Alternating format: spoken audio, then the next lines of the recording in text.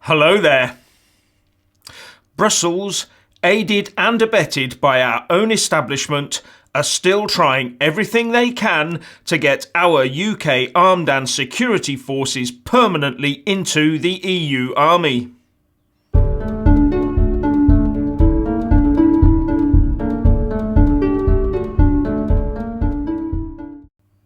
While there is much talk of trade and economics when the subject of Brexit is raised, no one seems to want to talk about defence, least of all our politicians.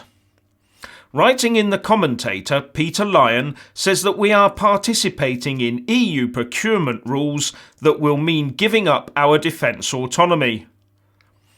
Surrendering our control and money over defence to a supranational state is a very scary prospect, he writes.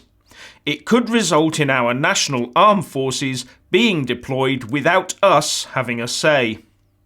And he goes on to say, even as we negotiate our exit from the EU, our ministers and officials are disgracefully signing us up to this overarching European Defence Union. Our politicians have committed us to spending huge sums of money and abiding by strict EU procurement rules, which are the foundation of the European Defence Union. Our politicians and Whitehall mandarins are all acutely aware of what they are doing, and they know that handing over de facto control of our defence means handing over control of our foreign policy and therefore control of our country to the EU by the back door.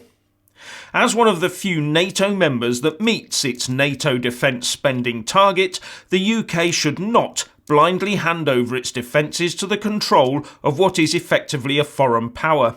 That is both madness and treason combined.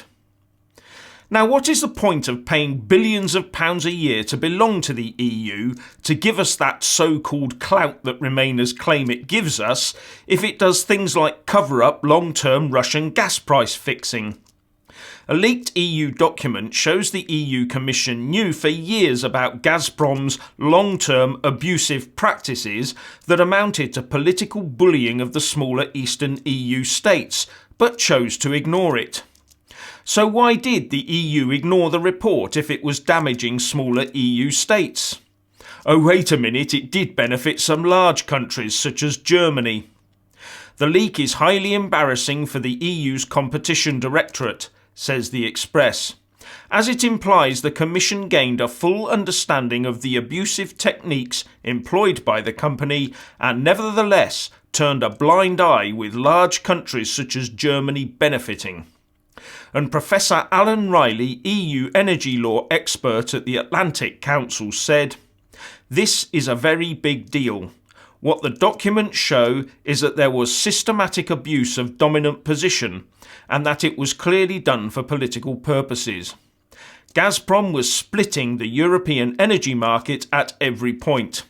And now the Commission is minded to do a deal that treats the East Europeans as if they were not member states at all." And Polish politicians accuse some countries such as Germany of exerting pressure on EU institutions to suppress the findings of the report so as to continue their favourable beneficial standing with Gazprom. So Germany and its industry benefits from cheap energy at the expense of other EU states. What a club to belong to. And one assumes it's pretty easy to be head boy of manufacturing if you have access to cheap energy, with Germany being charged $200 per 1,000 cubic metres compared to $350 for Poland.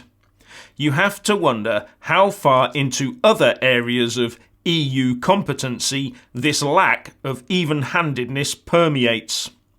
I know, to be on the safe side, let's just leave that club. Following on from the Canadian Prime Minister saying he wants a better-than-CETA post-Brexit deal with the UK, Australia is now to host a new round of talks with the UK, with an eye, says the Sydney Morning Herald, to boosting exports worth $12.6 billion Australian dollars. British officials will fly to Canberra within days for a working group on the free trade agreement, amid hopes on both sides that a deal will commence as soon as Britain leaves the European Union at the end of 2020, reports the newspaper. More good news for Brexiteers. The latest small and medium enterprise confidence tracker from Bibby Financial Services shows that confidence among the UK's smallest companies has rebounded to 2015 levels. The number of SMEs expecting sales to increase between April and June jumped by 13%, said Bibby Financial Services, with half expecting to see an increase when compared with expectations for the first 3 months of the year. The overall confidence index rose by 6 basis points from 58 in Q4 2017 to 64 in Q1 2018. It is the highest reading since Q2 2015, when the European Union referendum bill was first unveiled in the Queen's speech. On top of that, 41% of SMEs are planning to invest in training and developing their staff, 24% are looking to recruit new talent, and 30% to upgrade digital technology, says Bibby. And the CEO of Bibby Financial Services said, "It is clear that even limited clarity over Brexit and some compromise on behalf of both the UK and the EU following recent negotiations has had a calming effect on SMEs. This has resulted in a marked increase in confidence, which is long overdue following 2 years of tumbling confidence and subdued investment." And a new study by the Institute of Directors finds that among 700 company directors, almost half were confident about their own company prospects. The IOD said its survey revealed that worries about trade were not among the main 3 concerns for the first time since Brexit withdrawal negotiations started. Optimism is now higher than at any time since the Prime Minister triggered Article 50 last March, reports Insider. Finally, the Goldman Sachs chairman and CEO, Lloyd Blankfein, has admitted that he was wrong about the immediate effect of the Brexit vote on the City of London, after predicting a bankers' Brexodus out of London and into the likes of Frankfurt and Paris, which has so far not materialised. So he has mirrored the now standard fare of Remainer rhetoric by saying that disaster is just around the next corner. And I still keep getting told by Remoaners that Leave is backed by all the big banks because they want to turn the UK into a workhouse.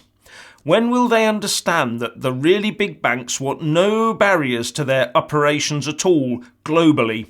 And I would ask the Remoaners to explain why their claims do not match up with the actions of the big banks. So, please let us all know what you think by leaving a comment below, but also don't forget to grab the video link and share it across Facebook, Twitter and by email. Thanks for watching. Please do like and share this video, and also subscribe to my channel. And when subscribing, please do remember to press on the little bell next to the subscribe button. That way you'll get an alert every single time I put up a new video. Thank you very much for watching.